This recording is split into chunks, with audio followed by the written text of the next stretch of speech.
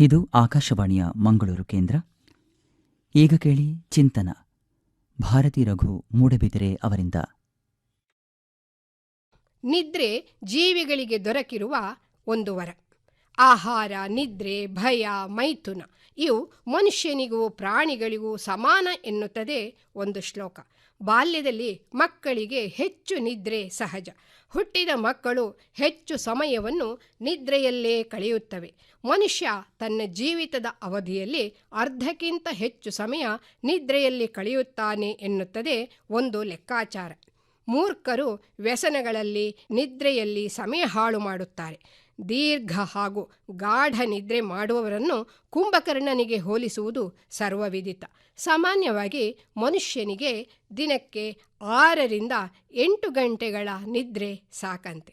ಆದರೆ ದಿನದ ಅರ್ಧಕ್ಕೂ ಹೆಚ್ಚು ಸಮಯ ನಿದ್ರೆಯಲ್ಲಿ ಕಳೆಯುವವರಿದ್ದಾರೆ. ದಿನದ 20 ಗಂಟೆ ಕೆಲಸ ಮಾಡಿ ತುಸು ನಿದ್ರೆ ಮಾಡುವವರೂ ಇದ್ದಾರೆ.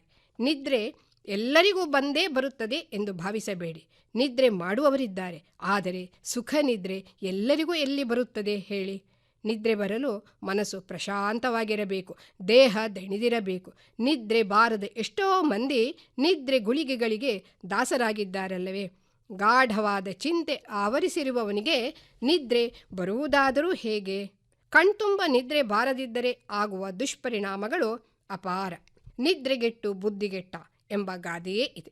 ತಿಂದ ಆಹಾರ ಸರಿಯಾಗಿ ಕರಗುವುದಿಲ್ಲ, ಮಾಡುವ ಕೆಲಸಗಳಲ್ಲಿ ಹುರುಪಿಲ್ಲ, ದಿನವಿಡೀ ಏನೋ ಒಂದು ರೀತಿಯ ಆಲಸ್ಯ, ಸೋಮಾರಿತನ ಎದ್ದು ಕಾಣುತ್ತದೆ.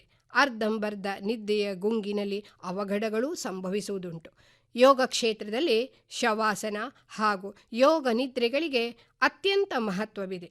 ಶರೀರವನ್ನು ಶವದಂತೆ ಚೆಲ್ಲಿದರೂ ಮನಸ್ಸನ್ನು ಜಾಗೃತವಾಗಿರಿಸಿ ಇಡೀ ಶರೀರದ ನೋವುಗಳನ್ನೆಲ್ಲ ಶಮನಗೊಳಿಸುತ್ತಾ ಮನಸ್ಸನ್ನು ಶಾಂತವಾಗಿ ಚಿಂತಾಮುಕ್ತವನ್ನಾಗಿಸಲು ಬಹು ಸಹಾಯಕ. ವಿದ್ಯಾ ತುರಾಣಂ ನ ಸುಖಂ ನ ನಿದ್ರಾ ಎನ್ನುತ್ತದೆ ಒಂದು ಸುಭಾಷಿತ. ನಿದ್ರೆ ವಿದ್ಯೆಗೆ ವಿಘ್ನ ಎಂದು ಗೊತ್ತಿದ್ದರೂ ನಮ್ಮ ವಿದ್ಯಾರ್ಥಿಗಳಿಗೆ ನಿದ್ರೆ ಕೊಡುವಷ್ಟು ಉಪದ್ರ ಮತ್ಯಾವುದು ಕೊಡುವುದಿಲ್ಲ.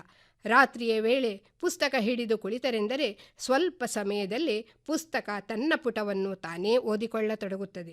ಶಾಲೆಯಲ್ಲಿ ಪಾಠ ಕೇಳುತ್ತಿರುವಾಗ ಶಿಕ್ಷಕರ ಮಾತುಗಳು ಜೋಗುಳ ಹಾಡಿದಂತಾಗಿ ಕಣ್ಣು ಕೂರಲು ಪ್ರಾರಂಭಿಸುತ್ತದೆ. ಯಾವುದನ್ನಾದರೂ ಮರೆ ಮಾಡಬಹುದು, ಆದರೆ ನಿದ್ರೆ ಬರುತ್ತಿರುವ ಸಂದರ್ಭದಲ್ಲಿ ನಿದ್ರೆ ಬಾರದಿರುವಂತೆ ನಿಗ್ರಹಿಸಲು ನಾವು ಅರ್ಜುನನಂತೂ ಅಲ್ಲ, ಅಥವಾ ನಿದ್ರೆಯೇ ಮಾಡದ ದೇವತೆಗಳೇನೂ ಅಲ್ಲವಲ್ಲ. ರಾತ್ರಿ ನಿದ್ದೆ ಬಿಡುವುದು, ಹಗಲು ನಿದ್ರೆ ಮಾಡುವುದು ರೋಗಕ್ಕೆ ಆಹ್ವಾನ ನೀಡಿದಂತೆ.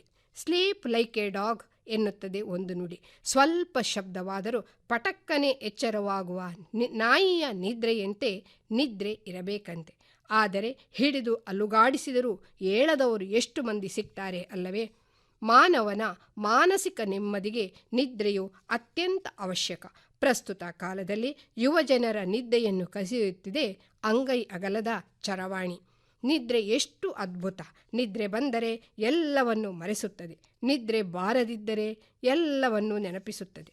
ಹೌದು, ನೋವು, ಕಷ್ಟ, ಸುಖ, ದುಃಖ, ಆಯಾಸ ಎಲ್ಲವನ್ನೂ ನೀಗಿಕೊಳ್ಳಲು ನಿದ್ರೆ ಮನುಷ್ಯನಿಗೊಂದು ವರ.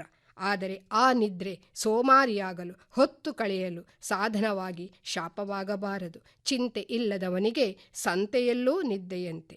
ನಾವು ಚಿಂತಾಮುಕ್ತರಾಗಿ ನಮ್ಮ ಮುಂದಿನ ಚಟುವಟಿಕೆಗಳಿಗೆ ಚಾರ್ಜ್ ಮಾಡುವ ಸಾಧನ ಆಗಬೇಕು ನಿದ್ರೆ.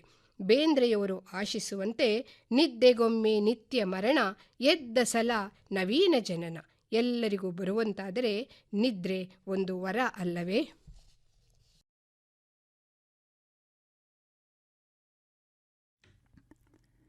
ಇದುವರೆಗೆ ಭಾರತಿ ರಘು ಮೂಡಬಿದಿರೆ ಅವರಿಂದ ಚಿಂತನ ಕೇಳಿದಿರಿ. ಇದು ಆಕಾಶವಾಣಿಯ ಮಂಗಳೂರು ಕೇಂದ್ರ.